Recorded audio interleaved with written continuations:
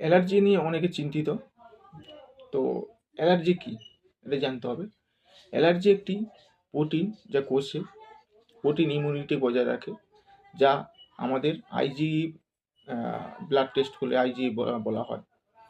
তো প্রোটিন যখন আমাদের কোষে যখন মাস্ট সেল ভাঙে, যাদের বেশি ভাঙে তখন হচ্ছে বেশি অ্যালার্জি হয়, যখন যাদের কম ভাঙে সেটা কম অ্যালার্জি হয়। তো অ্যালার্জি নিয়ে কেউ ঘাবড়াবেন না। অ্যালার্জি অনেকে দেখা যাচ্ছে অ্যালার্জি হয়েছে, তারা অনেকে ভাবে যে অ্যালার্জি হয়েছে, কী হয়েছে, ভেবে চিন্তে পরেশানি হয়ে যায়। অ্যালার্জি অনেক সময় দেখা যাচ্ছে প্যারাসাইটিক্স প্রবলেম হয়। প্যারাসাইটিক বা পেটের সমস্যা, যাদের পেটে কৃমি থাকে, বেশি ফিতে কৃমি থাকে বা অনেক রকম কৃমি থাকে, সেই কৃমির মাধ্যমেও অ্যালার্জি হয়। এবং খাবারেও অনেক সময় অ্যালার্জি থাকে, খাবারেও দেখা যায় বিভিন্ন রকম খাবারে এগুলো অ্যালার্জি যদি টেস্ট করা যায় সেটাও ধরা যায় অ্যালার্জি থাকে। তো এগুলো অ্যালার্জি নিয়ে অনেকে টেনশন করে। অ্যালার্জি আবার দেখাচ্ছে লিউকোফোমিয়া, যেটা হচ্ছে ক্যান্সারে একটা, এটা অন্য পর্যায়ে চলে যাচ্ছে, ওটা অন্য ধাপে, ওগুলো হয় না, খুবই কম হয়।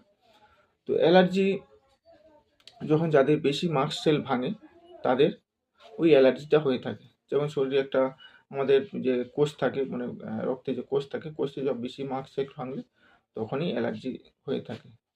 তো অ্যালার্জি হলে কী করবেন, অবশ্যই যাদের ডাক্তার দেখাবেন, ডাক্তার দেখিয়ে অনেক কৃমির ওষুধ দেবেন এবং কৃমির ওষুধ দিয়ে অবশ্যই চিকিৎসা করবেন। আমাদের চিকিৎসা করে থাকে লিভারসিট্রিজিন, অনেকে দিয়ে থাকে, অনেকে আবার অনেক এখন নতুন নতুন বেরিয়ে গেছে, নতুন নতুন দামি দামি অনেক দাম যেগুলো অ্যালার্জি, সেগুলো বেরিয়ে গেছে নিত্য নতুন। কিন্তু অ্যালার্জি যদি সম্পূর্ণ নির্মূল করা যায় তাহলে বিভিন্ন প্রকার আপনাকে সাবধানতা অবলম্বন করতে হবে। যেমন বিভিন্ন প্রকার যদি অ্যালার্জি থাকে তাকে নিয়মিত হাত ধুয়ে অবশ্যই পরিষ্কার পরিচ্ছন্ন থাকতে হবে।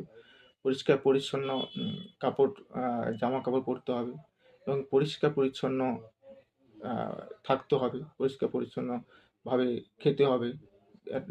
এইভাবে থাকলে অবশ্যই দেখবেন আপনার অ্যালার্জি থাকবে না। আবার দেখা যাচ্ছে অনেকে অ্যালার্জি ওষুধ খাচ্ছে কিন্তু খেতে খেতে খেতে খেতে কোনো কাজই হচ্ছে না।